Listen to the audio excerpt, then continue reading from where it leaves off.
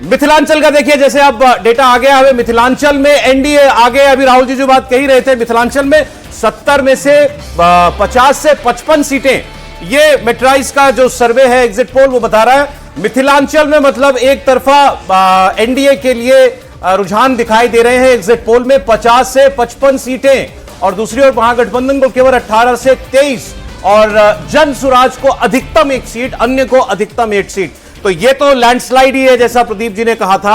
मिथिलांचल लेकिन एक favourable territory रही है एनडीए के लिए, और इस बार ऐसा लग रहा है कि वो पूरी तरीके से एनडीए की झोली में जाता हुआ दिख रहा है। सर नहीं, ऐसा है सौरभ जी, देखिए जाति की बात जो बिहार के चुनाव के लिए होती है, ये एक मिथक है।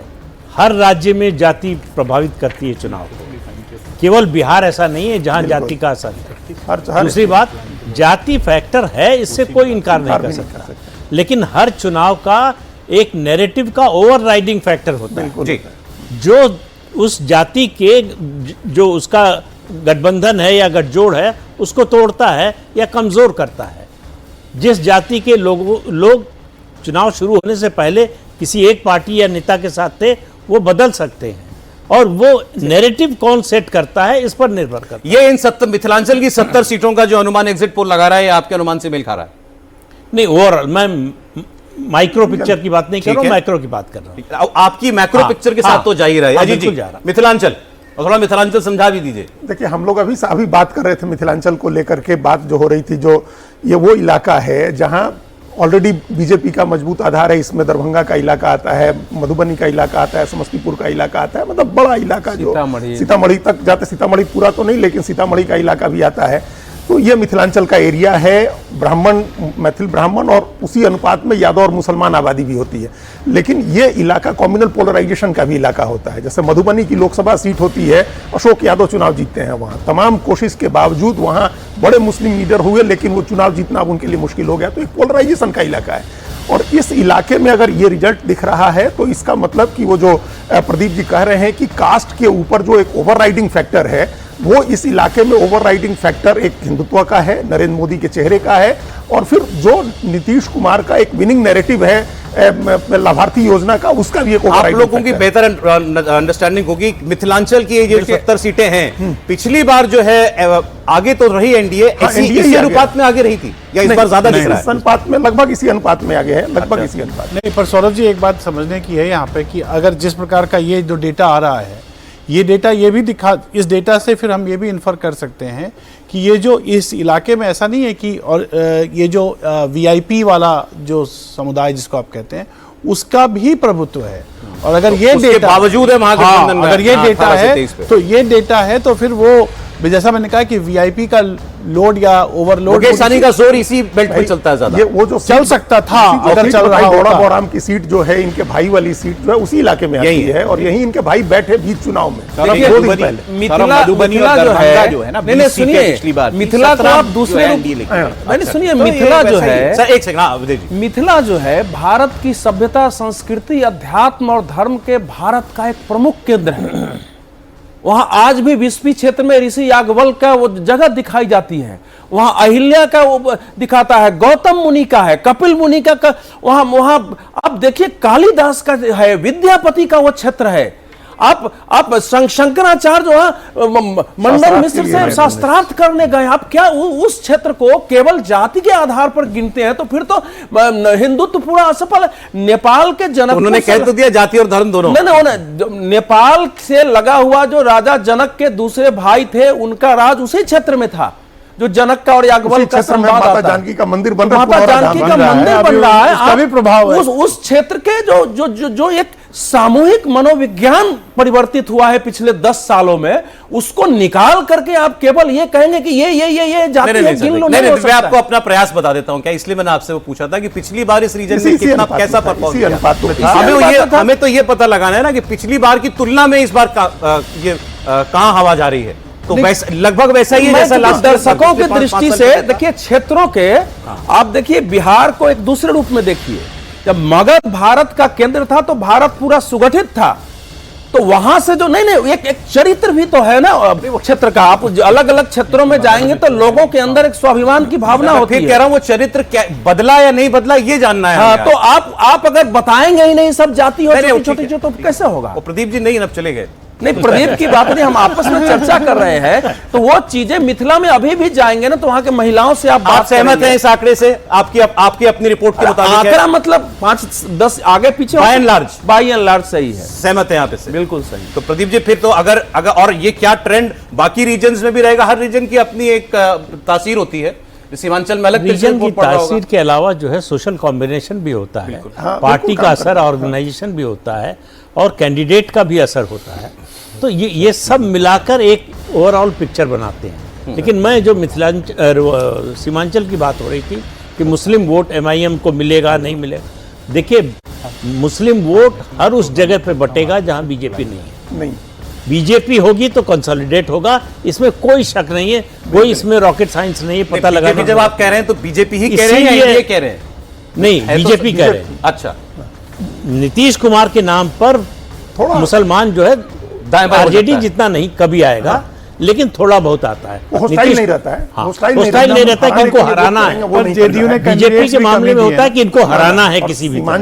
सीमांचल का भी अभी आंकड़ा आएगा, आप देखिएगा ऑलरेडी 12 सीटें थी वहां पिछली बार एनडीए को, और महागठबंधन को सिर्फ 7 ही सीट मिली थी। जो 4 जिले हैं, कटिहार, किशनगंज, पूर्णिया और अररिया, इन 4 जिलों को मिलाकर के जो 24 सीटें उसमें 12 एनडीए ऑलरेडी थी। पर अभी सीमांचल में ज्यादा सीट कौन लड़ता है एनडीए में? बीजेपी लड़ती है। बीजेपी का ही कोर एरिया है, इसलिए बीजेपी लड़ती है वहां, और उसको कई पोलराइजेशन जो होते हैं उसका फायदा भी मिलता है। अब ये सारा दूसरे खाने हमारे लिए एनालाइज कर दीजिए आप। महागठबंधन 18 से 23 क्या बता रहा है, और जनसुराज अगर अधिकतम 1 सीट दिखा रहा है तो जनसुराज के लिए आगे वाला वक्त कैसा है? जनसुराज के लिए कौन सी सीट है वो हम लोग कोई गेस नहीं कर सकते हैं। कोई गेस नहीं कर सकता है कि 0 से 1 इसलिए लिख दिया में एक ही आया ना। हाँ, लेकिन कोई कौन सी सीट होगी वो नहीं बता सकता। जो सर्वे करा वो भी नहीं बता सकता कि वो कौन सी सीट होगी। मैं आपको बार बार कह रहा हूं कि मुझे पूरे बिहार में एज ए पार्टी जनसुराज का एक वोटर मिला था, केवल दरभंगा में, और ना ही जाति का था।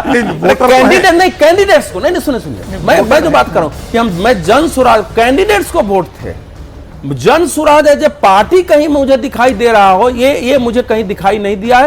ये मैं स्पष्ट बोल रहा हूं। जनसुराज के लोगों को भी मैंने बताया था कि आपके कुछ कैंडिडेट्स हैं जो वोट ला रहे हैं, एज ए पार्टी आपको लोग जानता है, लेकिन लोग कहते हैं जनसुराज को वोट मिलेगा। तो मैं पूछा आप देंगे? तो नहीं, मैं तो नहीं दूंगा। आपके गांव में वोट है तो मेरे गांव में तो नहीं है। यही स्थिति थी। आपके मोहल्ले में है तो मेरे मोहल्ले में तो नहीं है, लेकिन मिलेगा।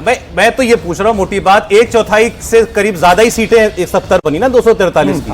तो अब अगर 1/4 से ज्यादा सीट में एक सीट पा रहे हैं एग्जिट पोल में, तो मतलब फैक्टर नहीं थे वो चुनाव में नहीं, उस तरह चुनाव जीतने का फैक्टर नहीं थे, लेकिन वो उनके कैंडिडेट्स वोट ले आएंगे और उसका असर नतीजों पर होगा। ये निश्चित रूप से कुछ 18-20-25 सीटों पर दिखेगा। जनसुराज जो है वो बिहार के विधानसभा चुनाव का जो नैरेटिव, उसमें फैक्टर तो फैक्टर नहीं है, नहीं कह सकते। जमीन पर चुनाव में कहीं फैक्टर नहीं फैक्टर है।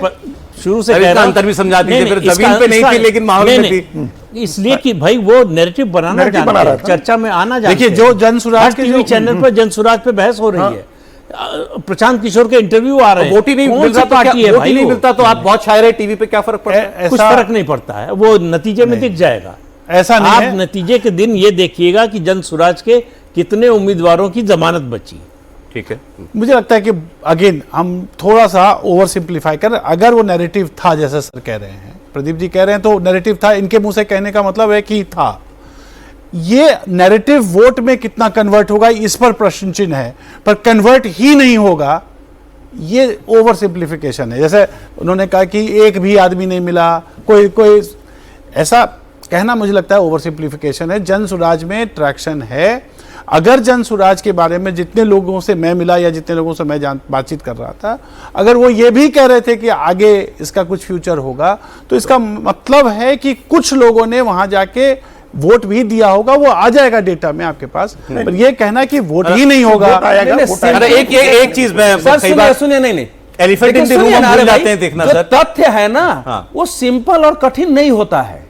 तथ्य होता है। तथ्य यह है बिहार का कि मान लीजिए मैं गया हूं, अगर 15 दिन में घूम रहा हूं, और मैं तो ढूंढ रहा था ना जी, जहां देखिए बीजेपी का जैसे कोई विद्रोही उम्मीदवार खड़ा है, वहां अगर 4-5 हजार वोट काटते हैं तो बीजेपी के लिए ऐसे ऐसे कम से कम 13, 14, 15 जगह की हो सकता है। लेकिन वोट है जो पार्टी समझ गया वो बात भी कहते हैं, मतलब आप कह रहे कोई ये डेटा हमको ये बता रहा है कि भाई इतनी सीट जीत सकते हैं, कितना वोट लिया ले सकते हैं, ये नहीं बता रहा है। वो अलग एक अलग डायमेंशन है। मैं जो कह रहा था हम एलिफेंट इन द रूम को इग्नोर कर रहे हैं, वो तो है तेजस्वी यादव। 70 सीट में अगर 18 से 23 है तो अभी उम्मीद बाकी है, बाकी चरणों की 3-4 चरणों में तेजस्वी यादव के मुख्यमंत्री बनने की, या यहीं खत्म हो जाती है? राहुल जी, देखिए उम्मीद बिल्कुल कायम है, ऐसा नहीं कह सकते कि उम्मीद कायम नहीं है। और बड़े आशावादी हैं। मैं एकवादी नहीं हूं, एक साइड पे नहीं हूं, है ना, इसलिए तो आप ये कहें कि वो उसको राइट ऑफ किया जा सकता है, ऐसा नहीं है। तेजस्वी यादव को अगर वो एक समय ऐसा था बिल्कुल 2-3 सीटों पे आ गए थे और उसके बाद जो है वो बढ़ते बढ़ते यहाँ आ गए, तो नेचुरली नहीं, बट राहुल जी अब इस बात पर आप एक आइडियोलॉजी इसको करिएगा, थेराइज करिएगा, लेकिन जब वो 22 सीट पर आ गए थे तो अगली बार उनको कंधा लगाया नीतीश कुमार ने, तो उनको 80 पर ले गए, और उसके अगली बार चिराग पासवान ने 6% वोट काटा तब जीते। ऐसी कोई स्थिति नहीं दिख रही है। बीजेपी से ज्यादा सीटें लेते हैं ना, अगर मैं दल वाइज कहता हूँ तो बीजेपी से ज्यादा। राहुल जी, मेरा प्रश्न जो था, मेरा ये कहना है कि राइट ऑफ बिहार की राजनीति में क्या आपने राइट ऑफ राहुल जी, मेरा सवाल फिर आप समझे नहीं। मेरा सवाल ये नहीं था कि 14 को क्या हो सकता है या 14 तारीख के दिन उम्मीद बनी रहेगी कि नहीं। मैं तो अभी की बात कर रहा हूं। ये एग्जिट पोल अगर आज के दिन ये बता रहा है 243 में 70 पर 80 से 23, तो क्या अभी जब हमारे पास बाकी रीजन्स के डेटा आएंगे उसमें आपको उम्मीद दिखती है? मुझे लगता है अभी सीमांचल का आएगा, अच्छा ठीक है, उसका क्या रिजल्ट रहता है। मुझे लगता है कि अगर क्या मगध में हो सकता है, मगध का आएगा, मगध में वैसे भी मगध और शाहबाद का आएगा, जहां मगध शाहबाद का आएगा तो वो वहां पर स्ट्रांग है, तो उसके क्या वो पर ये एक इंटरजेक्शन उसमें भी उत्तर बिहार, एक सेकंड, अगर इस मिथिलांचल में राजद की ये अगर ये है स्थिति जी, आप याद करिए लालू यादव जी के हेडेज में ये वही इलाका था जहां मैक्सिमम सीटें राजद को आती थी। अगर वहां से ये डिक्लाइन है, हाँ, इसलिए डिक्लाइन है क्योंकि ये जो ईबीसी फॉर्मेशन जो नीतीश कुमार ने किया, और जो हम ये ना भूलें कि मोदी फैक्टर भी बिहार में है, और मोदी और ईबीसी का जो गठजोड़ जब हो जाता है तो मिथिलांचल में आपको रिजल्ट दिख रहा है। चलिए मैं दूसरा रीजन आपको दिखाई देता हूं। यही बात, इसी तरह की बात नीतीश कुमार ने कही थी जब जाति जनगणना की बात हो रही थी। कह रहे थे ये तेजस्वी बहुत चिल्ला रहा है, मुझे लगता है जिस दिन हो जाएगी जाति जनगणना ये रोएगा। बिल्कुल, मुझे लगता है जाति से ज्यादा जो 10,000 रुपए दिए उसका बहुत ज्यादा असर। अच्छा,